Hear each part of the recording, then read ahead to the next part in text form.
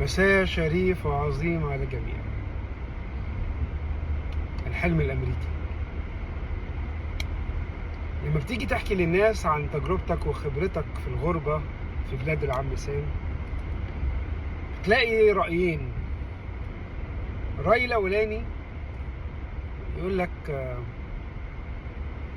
يا عم عايز محدش يعني يعيش كويس غيرك، انت مستكتر علينا النعم، نبقى زيك يعني، احنا عايزين نيجي، تعال. والنوع التاني يقول لك لا لا لا، امريكا مش كده خالص، امريكا دي ما فيهاش اي مميزات، امريكا دي ما فيهاش اي حاجه كويسه، بنعرف ناس بيندموا ان هم راحوا. يا ساده، احنا لما بنيجي نتكلم عن امريكا زيها زي اي بلاد الله الواسعه، بنقول ايه الحلو وايه الوحش. ما تاخدش بس الحلو وما تاخدش بس الوحش، خد الباكج كامل متكامل وقرر يناسبك ولا ما يناسبكش. امريكا فيها مزايا كتير، فيها عيوب، خد الحلو من هنا وخد الوحش من هنا. بس ان اخترت انك تاخد تجربة الغربة وتحديدا في بلاد العم سام، يبقى لازم تعيش التجربة كاملة بحلاوتها وبمرها، بابتسامتها وبحزنها،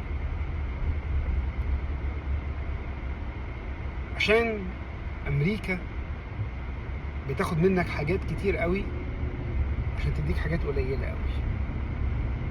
بس الحاجات القليلة قوي اللي بتاخدها بتبقى اكتر بكتير من حاجات تانية برضو اقل تاخدها في اماكن تانية. وكل لبيب بالاشارة يفهم.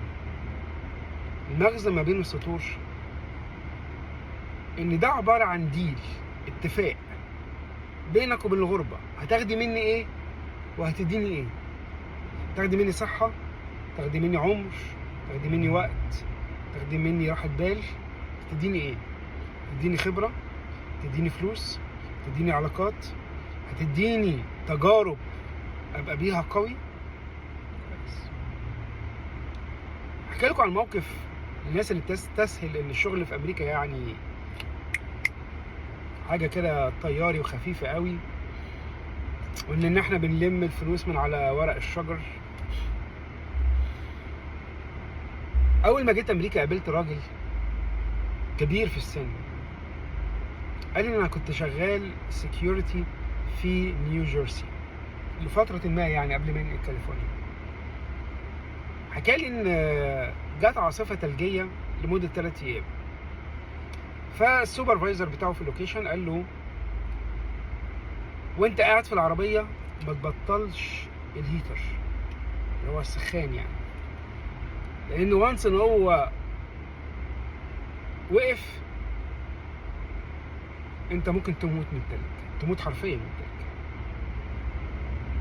لانه بيقول لي ان على مدار ال3 ايام العواصف الثلجيه اللي كانت بتحصل كانت مغطيه الارض بحوالي 3 انش، ف ما كانش في اي وسيله يقدر بيها ينقذ نفسه من التلج اللي حواليه ده كله غير ان هو يستخدم الهيتر. فبيقول لي عدى اليوم الاولاني كويس والتاني كويس، وجه في اليوم التالت نسى ان هو يمون العربيه وراح دخل اللوكيشن وقعد جوه وشغل الهيتر، والعربيه بطلت من قله البنزين، من انعدام البنزين.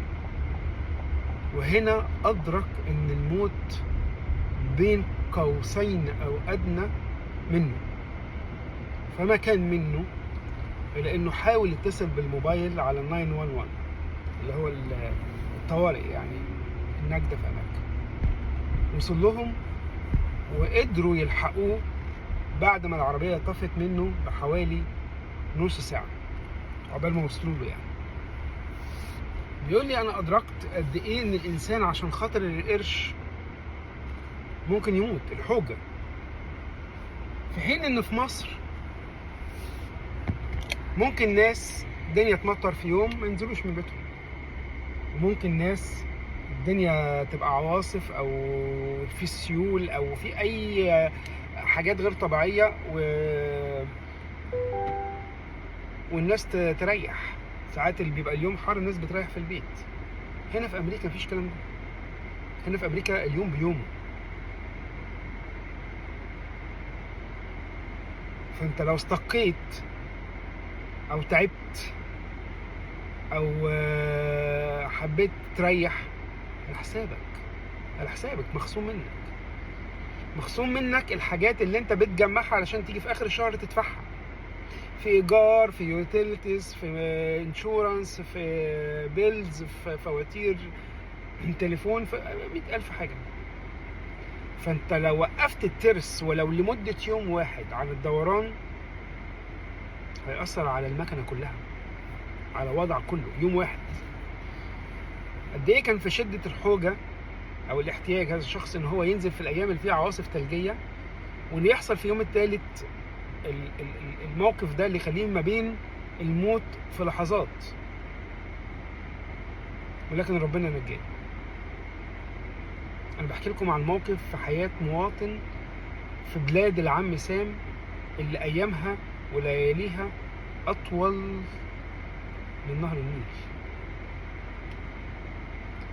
ما تحكموش على الناس اللي في الغربة ان حياتهم سهلة وامورهم سهلة. الناس في الغربة بيعانوا جدا، وانا عارف ان الناس في بلادنا بيعانوا اكتر، بس بنشيل بعض وبنقدر بعض، وهي كلها غربة. فياريت لما تيجي تفكر تسافر وتشوف ان غيرك اللي عايش برا دوت شايفه من الصورة الخارجية عايش حلو وكويس، اعرف ان هو دفع الاتمان كاملة، دفع الفواتير تما علشان يوصل للي انت بتحسده عليه ده. مرت عليه ليالي صعبة، مرت عليه ظروف مستحيل مرورها، مرت عليه امور كان تقيلة جدا، لكن مرت وعدت، فوصل اللي هو فيه. قدر يوصل للمكانة اللي هو تحدى الدنيا كلها عشان يوصل لها.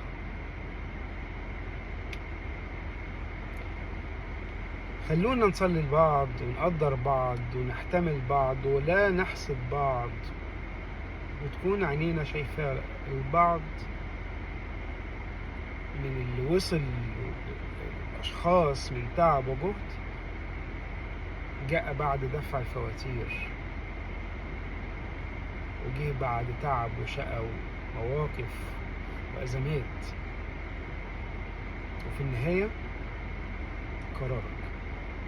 لو عايز تيجي تعالى، في حاجات حلوة جدا، لكن قصادها ومقابلها في حاجات هتدفع تاني، وانت مالك قرارك.